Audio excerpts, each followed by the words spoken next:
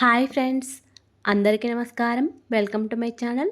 ఈరోజు మన ఛానల్లో మరొక కొత్త రెసిపీ వచ్చేసి సేమియా ఉప్మాని ఎలా చేయాలో చూద్దామండి.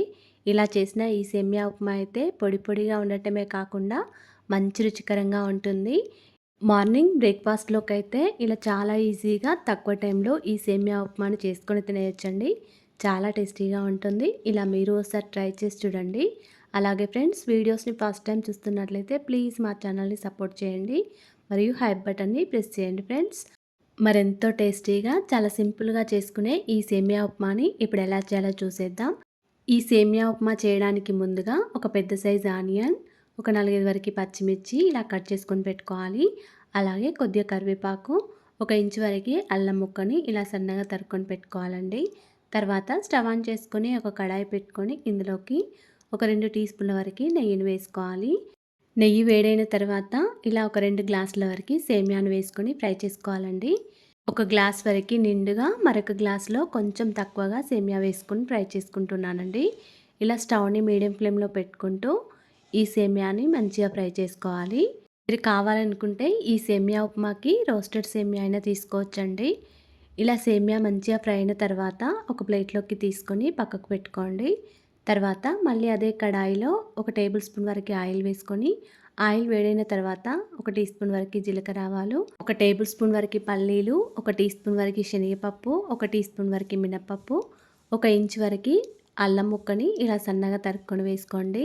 ఈ సేమియా ఉప్మాలోకి సన్నగా తరిగిన అల్లంని వేస్తే చాలా టేస్టీగా ఉంటుందండి.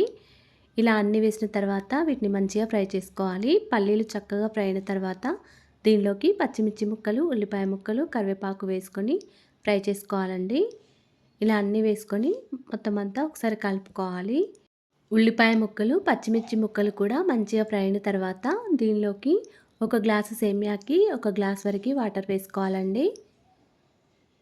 ఇలా ఏ గ్లాస్తో అయితే సేమియా తీసుకున్నామో అదే గ్లాస్తో వాటర్ వేసుకోవాలి. ఇలా వాటర్ వేసిన తర్వాత రుచికి తగినంత సాల్ట్ వేసుకొని మొత్తం అంతా ఒకసారి కలుపుకోవాలి. ఈ వాటర్ మంచిగా మరగనివ్వాలండి. ఇలా వాటర్ మరిగిన తర్వాత మనం ఫ్రై చేసుకొని పెట్టుకున్న ఈ సేమియాను వేసుకోవాలి. సేమియాను వేసుకొని మళ్ళీ మొత్తం అంతా ఒకసారి కలుపుకోవాలి. ఇక్కడ సేమియా వచ్చేసి 2 గ్లాసుల కంటే కొంచెం తక్కువగానే తీసుకున్నానండి. వాటర్ వచ్చేసి 2 గ్లాసుల వరకు కరెక్ట్గా తీసుకున్నాను. ఇలా అయితే కరెక్ట్గా పొడి పొడిగా వస్తుందండి మనకి సేమియా ఉప్మా. ఇప్పుడు ఇలా సేమియా వేసిన తర్వాత మొత్తం అంతా ఒకసారి కలుపుకొని ఒక 2 మినిట్స్ వరకు స్టవ్ని సిమ్లో పెట్టుకొని మూత పెట్టుకొని ఉంచుకోండి. మళ్ళీ మూత తీసేసి మళ్ళీ మొత్తం అంతా ఒకసారి కలుపుకోవాలి.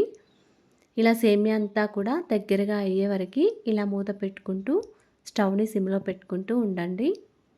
ఇలా సేమియా ఉప్మాలోని వాటర్ అంతా కూడా పోయే వరకు స్టవ్ని సిమ్లో పెట్టుకుంటూ కలుపుకుంటూ ఉండండి. ఈ సేమియా ఉప్మా కొంచెం వేడి మీద ఉన్నప్పుడు ఇలా జిగురు జిగురుగానే ఉంటుందండి. పూర్తిగా చల్లారిన తర్వాత ఇది మంచిగా పొడి పొడిగా అయిపోతుంది. ఇప్పుడు స్టవ్ ఆఫ్ చేసుకోండి. సేమియా ఉప్మా అంతా కూడా దగ్గరగా అయిన తర్వాత స్టవ్ ఆఫ్ చేసుకోండి. ఈ సేమియా ఉప్మా కొద్దిగా చల్లారిన తర్వాత ఇలా పొడి పొడిగా వచ్చే వరకు గరిటెతో అనుకోవాలండి. అప్పుడు మనకి ఈజీగా పొడి పొడిగా అయిపోతుంది. అంతేనండి, ఎంతో టేస్టీగా సింపుల్గా చేసుకునే సేమియా ఉప్మా రెడీ అయిపోయింది. ఇలా చేసిన ఈ సేమియా ఉప్మా అయితే చాలా టేస్టీగా ఉంటుందండి. మార్నింగ్ బ్రేక్ఫాస్ట్లోకి అయితే చాలా ఈజీగా సింపుల్గా చేసుకోవచ్చు. ఇలా మీరు ఒకసారి ట్రై చేసి చూడండి. అలాగే ఫ్రెండ్స్, మా ఛానల్ని ఇంతవరకు సబ్స్క్రైబ్ చేసుకోకపోతే సబ్స్క్రైబ్ చేసుకోండి. వీడియో కనుక నచ్చినట్లయితే ఒక లైక్ చేయండి అండ్ షేర్ చేయండి. ప్లీజ్ మా ఛానల్ని సపోర్ట్ చేయండి. Thanks for watching.